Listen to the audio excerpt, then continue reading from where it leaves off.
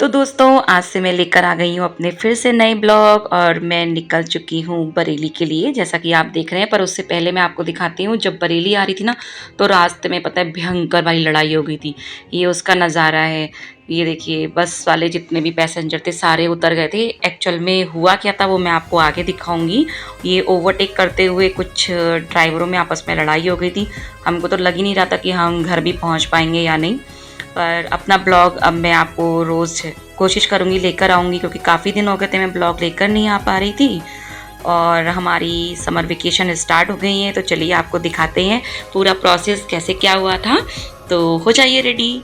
जी हाँ, मैं जहाँ पे जॉब करती हूँ वहाँ हम लोग मेटा का इंतज़ार कर रहे थे और सारी जितने भी लोग थे बड़े खुश थे। हम लोग बस में बैठे हुए, क्योंकि हम वेकेशन पे जाने से पहले हम एक ऑफ़िस में जाते हैं और वहाँ पे हम सिग्नेचर करते हैं और उसके बाद हम सब लोग फ्री हो जाते हैं अपने अपने घर जाने के लिए। तो देखिए बस हम लोग ऑफिस पहुँच चुके हैं। मैं अंदर का आपको कुछ भी नहीं दिखाऊंगी, क्योंकि एक रूल रेगुलेशन होते हैं, वहाँ का मैं आपको कुछ नहीं दिखा सकती। वहाँ से वापस आने के बाद देखिए हम लोगों ने एक गाड़ी करी थी, क्योंकि जिस जगह मैं जॉब करती हूँ वहाँ से बस स्टैंड तक आने के लिए हमें वाहन की दिक्कत हो जाती है। तो हम सारी चीज़ें एंजॉय करते हुए बस वहाँ से निकल चुके थे।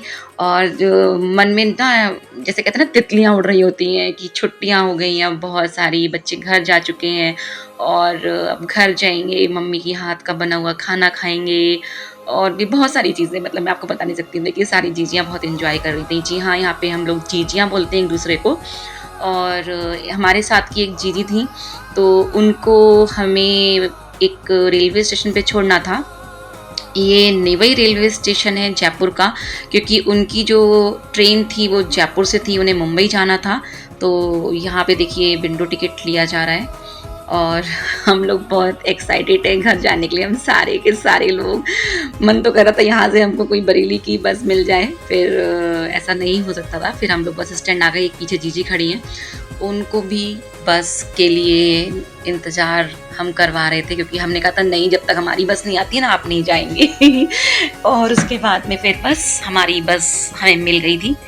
ये बस एक्चुअल में हमें कई टुकड़ों में मिली, डायरेक्ट हमें बस कोई भी नहीं मिल रही थी।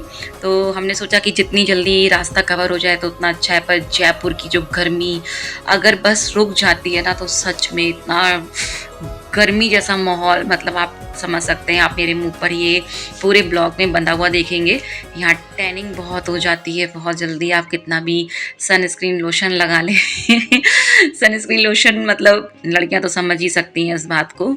मैं भी पूरी तरीके से सब चीज़ें लेके चलती हूँ, पानी की बोतल और एनर्जी ड्रिंक, बहुत सारी चीज़ें, मतलब मेरा बैग तो एक पूरा फुल ही हो जाता है। और उसके बाद ये है जयपुर का सिंधी कैंप। आप धूप देख रहे होंगे कितनी तेज़ धूप है और मैं बस का वेट कर रही हूँ। फाइनली कुछ देर बाद मुझे मेरी बस मिल गई थी। ये बस भी मुझे मथुरा तक की मिली थी। और मैंने बताया ना कि डायरेक्ट बरेली की बस जो थी वो थोड़ा शाम को चलती हैं, और हम लोग सिग्नेचर करके जल्दी फ्री हो गए थे। और ये देखिए बस हमारी चल दी है। हाँ, मैं पता है आपको ना एक चीज़ बताना भूल गई। यहाँ जयपुर में ना एक बहुत ही प्यारी सी एक सुरंग है, और उस सुरंग से हम लोग जब बाहर जाते हैं ना, मतलब जयपुर से बाहर निकलना होता है तो उस सुरंग से ही होकर निकलना पड़ता है। वो सुरंग इतनी ठंडी, इतनी प्यारी, मतलब लगता था कि बस ऐसी गर्मी भरे माहौल में बस वहीं रुक जाए। मैं आपको थोड़ा सा दिखाने की कोशिश करूँगी, क्योंकि बस के अंदर हूँ, मैं ज़्यादा क्लियर उस चीज़ को नहीं बना पाई थी, बट मैंने कोशिश की है। कभी मुझे मौका लगेगा कार से आने का या जाने का, तो मैं आपको वो पूरा प्रोसेस दिखाऊंगी कि हम लोग कैसे सुरंग से निकलते हैं, क्योंकि वो फ्रंट की सीट पर मैं बैठी होंगी तो आपको मैं दिखा पाऊंगी अच्छे से। ये मैंने साइड से बनाने की कोशिश की थी। और यहाँ के जो पहाड़ है ना, सच में शाम के समय ऐसा लगता है ना कि आप शिमला की तरफ आ गए हो। बहुत ठंडा एरिया रहता है और पहाड़ी इलाका भी है ये। यहाँ के पहाड़ जो है ना, वो मिट्टी जो है वो रेतीली है, तो आप देख सकते हैं। और मतलब मैं क्या बताऊँ, जयपुर तो अपने आप में ही पिंक सिटी है, आप समझ सकते हैं। और देखिए ये मैं वो उस वाली सुरंग से निकल रही हूँ, आप लोग देख रहे होंगे इस सुरंग साइड से। जो भी जयपुर के लोग हैं वो इस सुरंग को अच्छी तरीके से पहचान सकते हैं, इसे अंडरपास भी कह सकते हैं आप लोग। और बहुत ज़्यादा मतलब अच्छा लगता है। अगर आप नॉर्मल आपकी स्पीड है तो आपको 5 मिनट लग सकते हैं, और आपकी स्पीड अगर अच्छी है तो इस सुरंग से निकलने में आपको 2 से 3 मिनट का समय लग सकता है। ट्रैफिक के ऊपर भी रहता है, पर सच में ये सुरंग बहुत ही अच्छी है। और बस मेरे को लग रहा था मैं कैसे भी उड़ के जल्द से जल्द मैं घर पहुंच जाऊं। मेरे दिल में भी ना बटरफ्लाई उड़ रही थी। और ये देखिए, अब मैं आपको दिखाती हूँ थोड़ा सा नज़ारा साइड से। कैप्चर करने की मैंने कोशिश की है। मोबाइल में इतना कैप्चर वैसे हो नहीं पाता है, क्योंकि बस का पूरा प्रोसेस ऐसा होता है कि बस हिलती डुलती रहती है ना, तो साथ में आपका मोबाइल भी हिलता डुलता रहता है। और ये देखिए हम बाहर निकल आए हैं, और पहाड़, क्या नज़ारा है ना। ऐसा लग रहा है बस आप शिमला, मनाली या नैनीताल घूम रहे हैं। पर सच में धूप में आप बिल्कुल मत निकलिएगा, आपको ना डिहाइड्रेशन या फिर चक्कर आने लग जाएंगे। यहाँ की गर्मी सच में असहनीय होती है। वो तो शुक्र कीजिए कि हम लोग की समर वेकेशन स्टार्ट हो जाती है, तो हम लोग अपने अपने घर वापस आ जाते हैं। यहाँ पे आप अगर घूमने जा रहे हैं ना, और या जयपुर घूमने आ रहे हैं, तो सच में आप शाम को या फिर सुबह को ही निकलिएगा। बहुत अच्छा नज़ारा होता है। और पिंक सिटी तो आप लोग प्लीज़ ज़रूर देखने आइएगा। यहाँ पे बहुत सारे किले हैं जो आपको देखने को मिल जाएंगे। जयपुर वाले अगर ये ब्लॉग देख रहे हैं तो वो अच्छे से समझ सकते हैं, और अगर अदर सिटीज़ के लोग देख रहे हैं तो प्लीज़ पिंक सिटी ज़रूर देखिएगा। और मैं सीधे आ चुकी हूँ मथुरा की साइड। ये रात का समय है। मुझे मथुरा पहुँचते पहुँचते ना लगभग 7:15 7:30 का समय हो गया था। और ये मैंने कोशिश की है। मथुरा में एक जय गुरुदेव का आश्रम है, जिसे बहुत से लोग छोटा ताजमहल भी कहते हैं, या दूसरा ताजमहल भी आप बोल सकते हैं, क्योंकि इसका जो स्ट्रक्चर है ना बिल्कुल ताजमहल की तरह ही बनाया गया है। ये रहा। मैंने बस से कोशिश की थी, मन तो हो रहा था कि बस से उतरकर मैं इस पूरी जगह का मैं आपको कैप्चर कर पाऊँ, पूरी वीडियो दिखा पाऊँ, बट बस में थी। पर सोचा जितना हो सकता है कैप्चर उतना कैप्चर करने की कोशिश मैं करती हूँ, ताकि आप लोग मेरे ब्लॉग के ज़रिए, जो लोग यहाँ नहीं आ पाए हैं, इसको भी अच्छे से देख लें। और पता है ना, सच में जैसे कहते हैं ना, आप कुछ बोलो और वो पूरा हो जाता है, ऊपर वाला सुन लेता है। तो बस मेरी अचानक उसी जगह पे रुक गई थी, क्योंकि वहाँ पर कोई पैसेंजर थे जिनको उतरना था। तो मैंने पूरी कोशिश की थी कि मैं आपको पूरा कैप्चर करके दिखाऊँ। ये देखिए, ये है जय गुरुदेव जी का मंदिर, आश्रम भी है। बाहर देखिए कितना सुंदर नज़ारा है। लाइटिंग रात के समय तो और अच्छा लगता है। दिन में देखिए ये मैं आपको दिखाने की कोशिश कर रही हूँ, और अच्छे से आप देख पा रहे हो, क्योंकि इसके पास में ही ना एक पुल है, उसके नीचे से हम लोग निकलते हैं। बस देखिए ये पुल भी आ गया, और हम फिर बस टर्न हो गए। थोड़ा के बस स्टैंड पे आ चुकी हूँ, और ये रहा मथुरा का बस स्टैंड।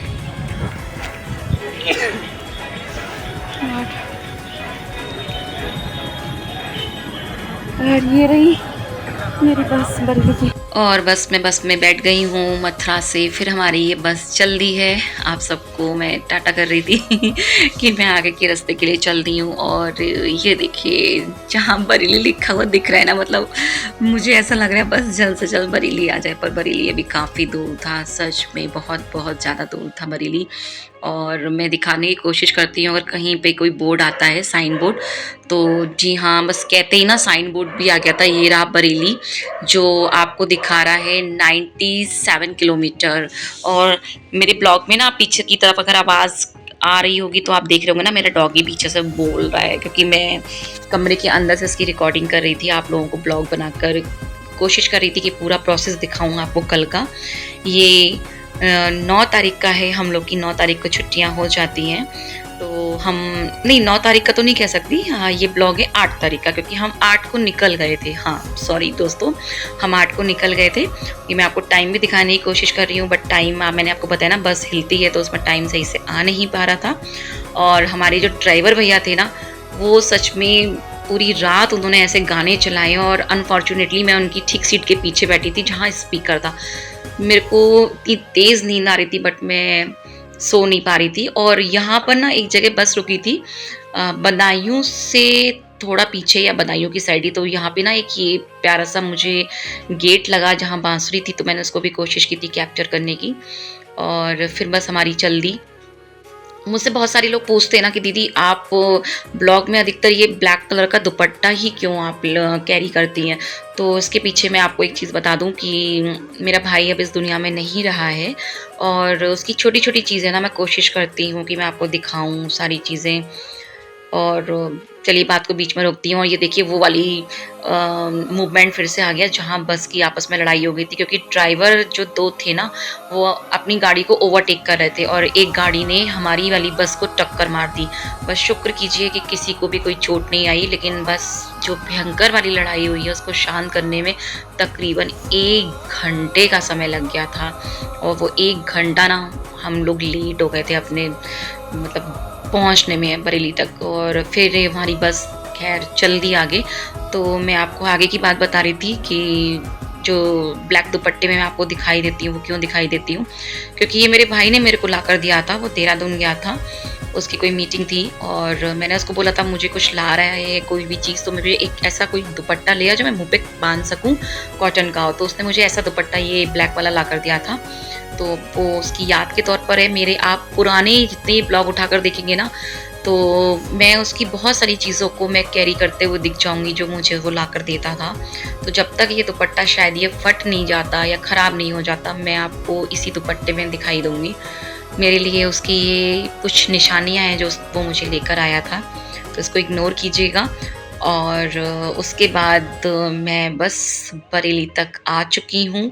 मैं कैंट इलाके से थोड़ा आगे आ गई हूँ और टाइम हो रहा था लगभग सुबह के पौने 3 सवा 3 बज रहे थे। मैंने देखा नहीं था सही से टाइम, और मैं कोशिश करती हूँ आपको दिखाने की कि मैं किस जगह पे हूँ। देखिए इसमें काफ़ी सारे पैसेंजर जो है ना बीच-बीच में उतर गए थे।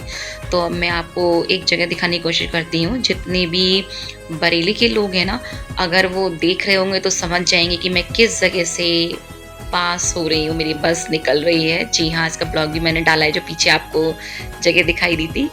बस मुझे लग रहा था जल्द से जल्द मैं बस स्टैंड पहुँच जाऊँ और टेम्पो करके बस अपने घर पे पहुँच जाऊँ। सच में मतलब वो एक मूवमेंट, क्योंकि आप इतना लंबा सफ़र करते हैं और धीरे-धीरे जो आपकी एक तय सीमा होती है जहाँ आपको पहुँचना होता है, और वहाँ तक पहुँचते-पहुँचते ना मतलब आप बहुत खुश हो जाते हैं। पर सच कहूँ तो एक तरफ खुशी भी है कि मैं मम्मी-पापा के पास आ रही हूँ, मेरे लिए तो वही जन्नत, मेरा सब कुछ वही है। पर एक तरफ थोड़ी-सी दिल में मायूसी भी है कि अब मैं घर जा रही हूँ, मुझे कोई लेने नहीं आएगा, क्योंकि मेरा भाई मुझे लेने आता था बस स्टैंड पे और अब वो कभी नहीं आएगा, क्योंकि वो अब इस दुनिया में नहीं है। बस उसकी यादें ही मेरे पास शेष हैं और मैं ये बरेली के बस स्टैंड पर आ गई हूँ। ये बरेली कॉलेज के पास वाला बस स्टैंड है और बस अब मैं अपना ट्रैवलिंग बैग उठा के मैं टेम्पो का वेट कर रही हूँ कि टेम्पो आए और मैं बस टेम्पो में बैठूँ और घर के लिए पहुँच जाऊँ, क्योंकि अब मुझे ही सारे काम करने होते हैं। पहले भाई आता था लेने, बट अब मुझे टेम्पो के लिए इंतज़ार करना पड़ता है। और फाइनली मुझे टेम्पो मिल गया था और मैं अब घर के लिए निकल रही हूँ और आशा करती हूँ आपको ये ब्लॉग पसंद आएगा। मेरे को भी बहुत ज़्यादा थकान हो गई है, मुझे लगभग 3:30 बज गए थे घर पहुँचते-पहुँचते। और वो जो एक खुशी होती है ना मम्मी से मिलना, पापा से मिलना, और सच में मेरा डुग्गू, मेरा डॉगी जिसका नाम नॉटी है ना, वो तो बस आप पूछो मत ही कैसे मतलब चाहता है कि बस एक ही दिन में सारा प्यार पाले। मैं आपको उससे भी मिलवाऊँगी, उसको भी दिखाऊँगी। बट अभी मेरी मम्मी जो है ना बहुत ज़्यादा इमोशनल हो जाएँगी मुझे देख के, तो मैं बाद में आपको अगले ब्लॉग में मिलूँगी। Thanks for watching.